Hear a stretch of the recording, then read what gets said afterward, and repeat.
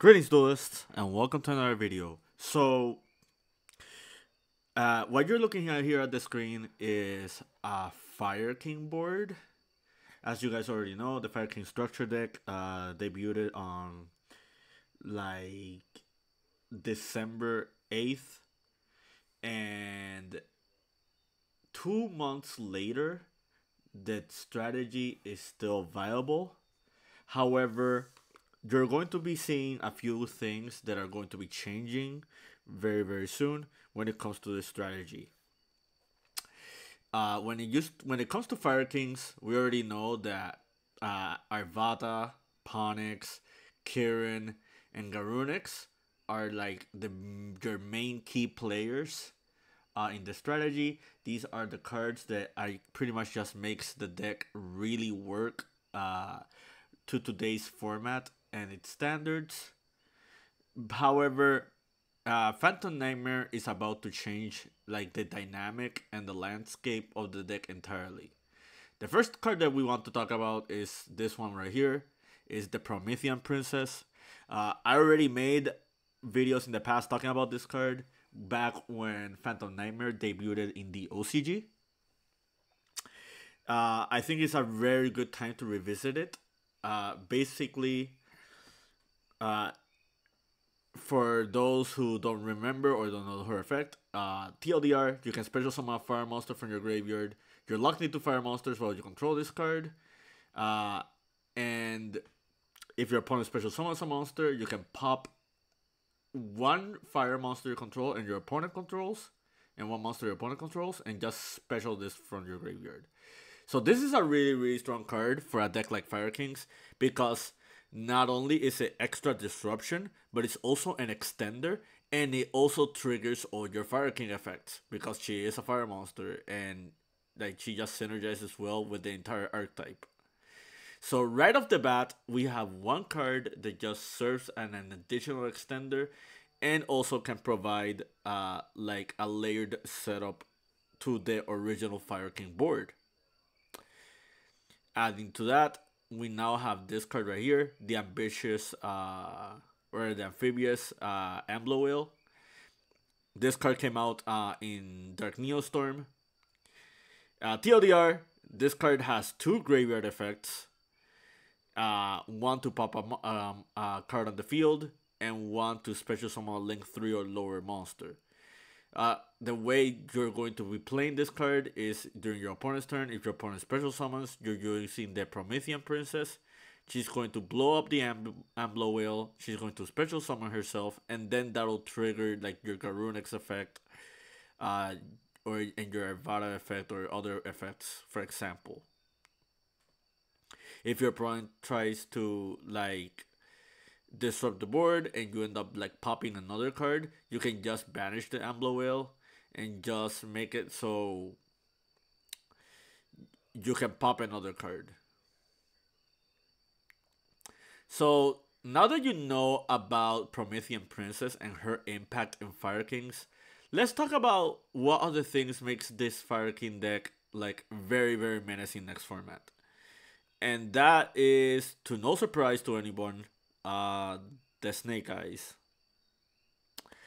So I already made a couple of videos talking about this. I already talked about this deck in the OCG and the impact that it was going to be having here, that it was inevitable.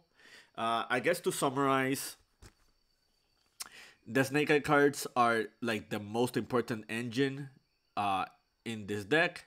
Not only that, this is probably going to be the most powerful engine in the format, just because of how powerful and resilient it is with its resources. The big weakness of Snake Eyes in the past is they had to fodder a lot of cards in order to have their rotations going, and they didn't have a real card that would just serve as a good extender as well as a good searcher for their original Sinful Spoils. Usually when it comes to like the original Sinful Spoils, you need to like open the Black Witch, the Dark Witch. But now everything changed with the existence of Snake Eye Poplar. So Poplar is basically an extra summon that you get out of this deck, and not only that, but it gets you to your original Sinful Spoils, meaning that now your Snake Eye engine can bridge into Fire Kings, and it can bridge into any level 1 Fire archetype without needing the Diabell Star or the Sinful Spoils Wanted spell. And that's really, really strong. Pretty much every deck that can play level 1 fire monsters is now just significantly stronger because of this engine right here. I'm not gonna go too in depth on how this works. I already made other videos in the past. Feel free to check them out. I'll probably a billion other YouTubers are probably talking about all the Snake Eye combos that you can like cater towards, and like, you know, everything that you need to like look out for when it comes to these cards. What I'm going to do is talk about a little bit of a PSA. Pretty much like the first thing I want to talk about is the extra deck. A lot of decks that play just the Snake Eyes engine are probably going to be playing most of these cards. And what does that tell you? The first thing it tells you is this is a link-based strategy. So 80 to 90% of your extra deck are going to be link monsters. Adding to that, like, you're going to have different link ratings, and most of them are going to be fire attribute. So it's very important to or for you to know the pattern when it comes to like the Snake Eyes, and like how the deck is going to operate, because this is essentially a link climbing strategy. Another thing to note is that with the existence of Popular, as well as a few other things, this deck is going to be very, very strong against hand traps if they don't open multiple hand traps. So this is a very, very strong engine. It's going to be very compact. We're about to enter like a format where you need a lot of resources in order to like combat your opponent. A format very similar to this one was when the Adventure engine first came into the TCG. We had the Adventure Phantom Knight deck. We also had Prank Kids. We also have the base deck, which was the deck that pretty much got Halki 5 Brax and like Artifact Scythe like banned from the game, pretty much, as well as Fairy Tale Snow. Well, actually that was tournaments, but I digress. When it came to that deck, as well as Prank Kids and other strategies, like they were very resilient to hand traps unless you opened multiple hand traps, meaning that you had like one of two choices: either play a heavy hand trap approach or play like very, very key blowout board breakers, because without those type of cards you're probably going to lose the game of attrition because of how powerful and how resource intensive like the Snake Eye engine is. It's also very compact. So like there's not a lot of room for error. But yeah, like pretty much you just have to be on a lookout when it comes to like this engine. One piece of advice that I can give is, like, if you can play cards that can just shut down Snake Eye Ash, like as entirely, or just like gut it from like the rotation line, those cards are really strong.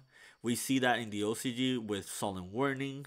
The new trap card, Iron Thunder, is a really good example of this.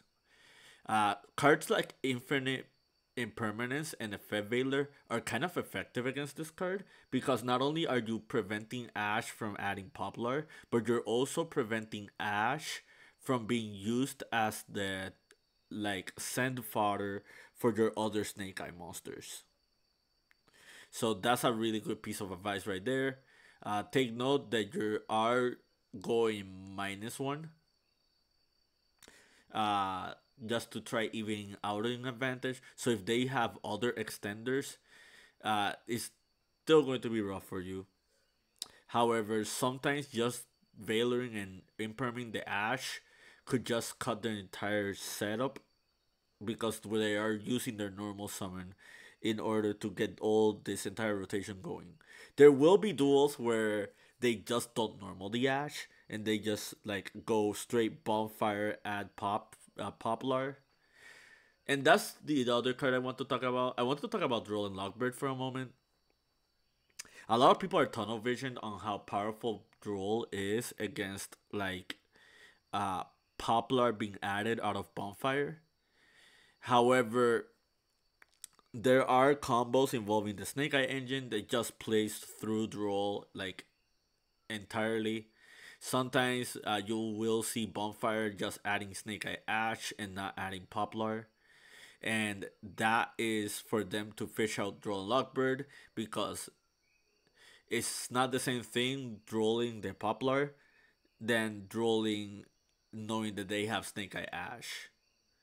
Because if they summon Ash and they have an extender, like they have the full combo line with the entire Snake Eyes engine.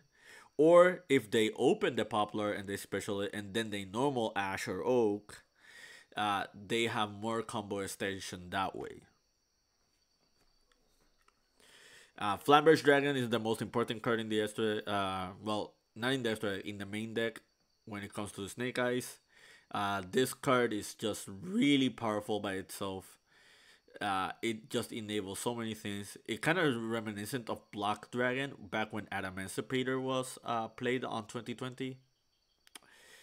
So if you can find a way to cut off the Flamberge Dragon, like from being accessed multiple times, that is extremely helpful.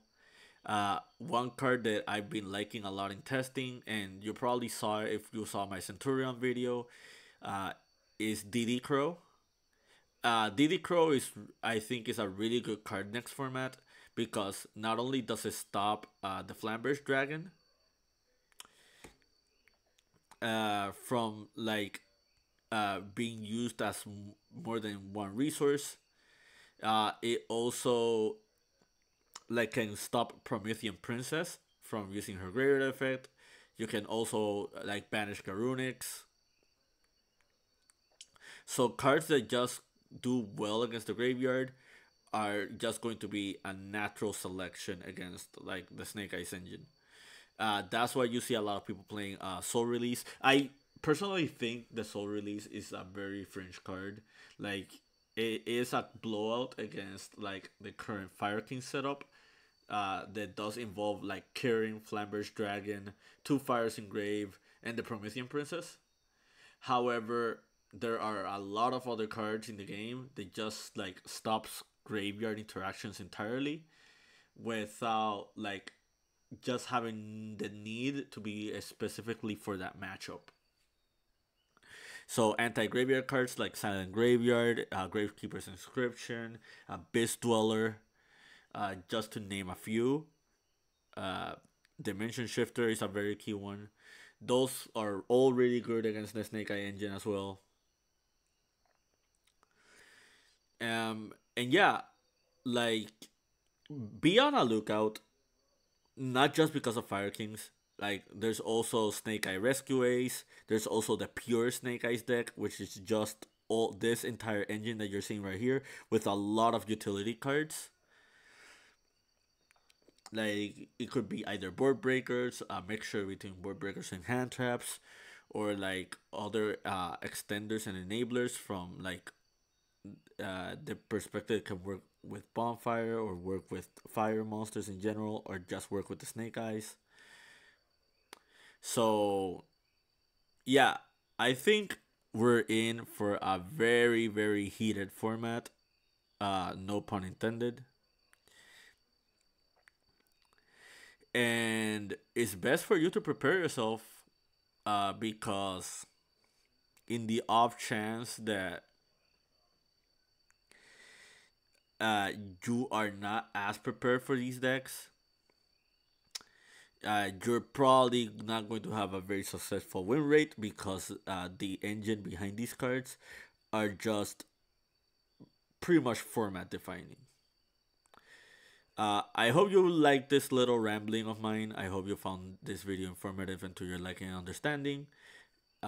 Keep practicing and keep doing.